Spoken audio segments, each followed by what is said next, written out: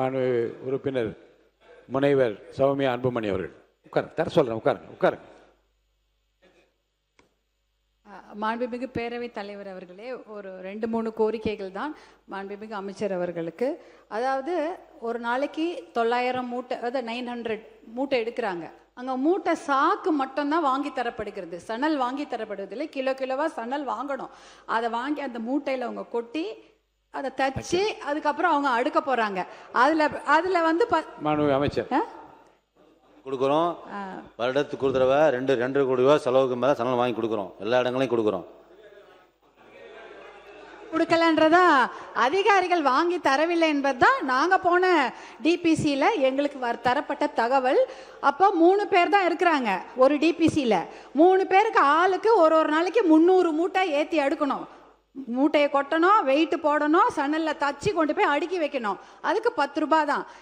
யாருக்கு அப்போ என்ன பண்ணுறாங்க, விவசாயிகிட்ட தான் அந்த காசை வாங்கிடுறாங்க. லஞ்சம்னு நான் எப்படி சொல்கிறேன்னா, நீங்கள் இங்கே விவசாயியும் மூட்டை தூக்குற தொழிலாளியும் பிட்டிங் அகைன்ஸ்ட் ஈச் அதர்.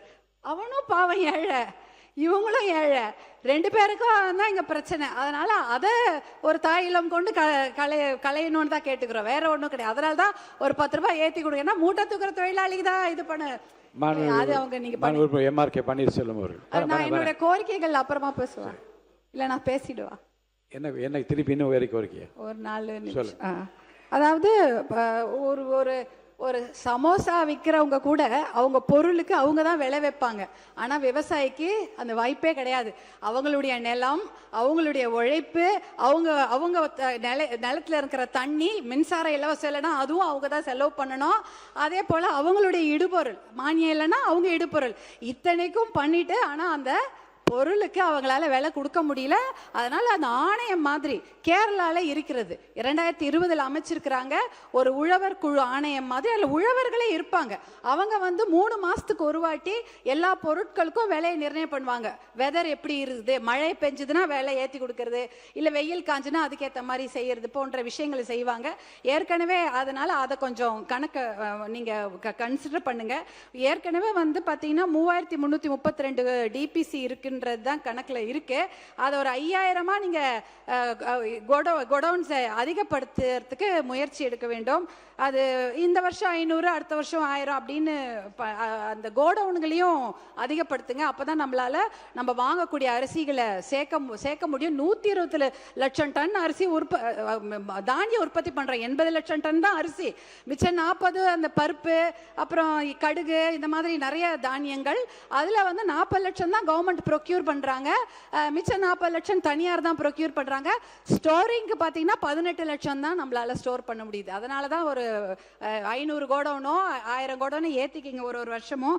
அது முக்கியமான விஷயம். அதே போல இந்த பலா, முந்திரிலாம் இருக்கு. எல்லா ஊர்லயும் பாத்தீங்கன்னா இதை மதிப்பு கூட்டி விற்கிறாங்க. முந்திரியில மடகாஸ்கர்ல வாங்கிட்டு வந்து உடைச்சிட்டு இருக்கிறோம். நம்ம ஊர்லயும் முந்திரி காடு அவ்வளோ இருக்குது. ஆனா அந்த முந்திரியை வந்து ஏன்னா அது சொன்ன மாதிரி இந்த இன்னைக்கு முழுக்க நம்ம அந்த கருப்பரிசி பத்தி பேசிட்டு இருந்தோம். அந்த முந்திரி கூட கலர் கம்மியா இருக்குன்னு வெள்ளை கலர் முந்திரி ஆப்பிரிக்கால இருந்து வருது, அதை தான் உடைச்சி அங்க அந்த பகுதியில் விற்கிறாங்க.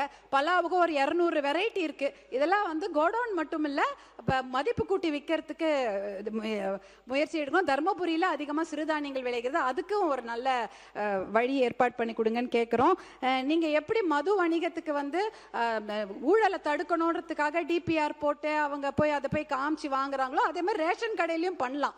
ஏன்னா ரேஷன் கடையில் இது செய்யலாம். ஏற்கனவே பார்த்தீங்கன்னா அங்கே பாமாயில் இல்லைன்னு வாங்க, ஆனால் இருக்கும். இல்லை எல்லா அரிசியும் வித்துருச்சுன்னு வாங்க, ஆனால் அரிசி இருக்கும். அப்போ வந்து இதை வந்து கியூஆர் கோடு போட்டு வீட்டில் வாங்க முடியும்னா அதுவும் நீங்கள் கன்சிடர் பண்ணலாம். ஏன்னா இது ஒரு டிஜிட்டல் ஆக்கிறதுக்கு ஒரு வழி இருக்குது, அதை நீங்கள் பாருங்கள். ஜிஐன்னு ஒன்று இருக்குது, ஜியலாஜிக்கல் இண்டெக்ஸ், புவிசார் குறியீடு. நம்ம எலவம்பாடி கத்திரிக்காய்க்கு வாங்கியிருக்கிறாங்க. அதை மாதிரி ஒடுகத்தூர் கொய்யா, இப்போ வெத்தலை, மஞ்சள், பட்டுப்புடவைக்கெல்லாம் ஜிஐ வாங்கியிருக்கோம். புவிசார் குறியீடு வாங்கிறதுக்கு ரொம்ப முயற்சி பண்ணோம். ஏன்னா புவிசார் குறியீடு வாங்கிட்டா விவசாயி அதுக்கு விளை வைக்கலாம். ஆனா அதை ஸ்டோர் பண்றதுக்கு கோடவுன் வேணும். இந்த மாதிரி நிறைய விஷயங்கள் இருக்கிறது. இதை கன்சிடர் பண்ணுவாரு. மானிய கோரிக்கையிலே பேசுற மாதிரி எல்லா கருத்தையும் சொல்ல வேண்டாம். போதும். சரி, நன்றி. எம்ஆர்கே பன்னீர்செல்வம் அவர்கள்.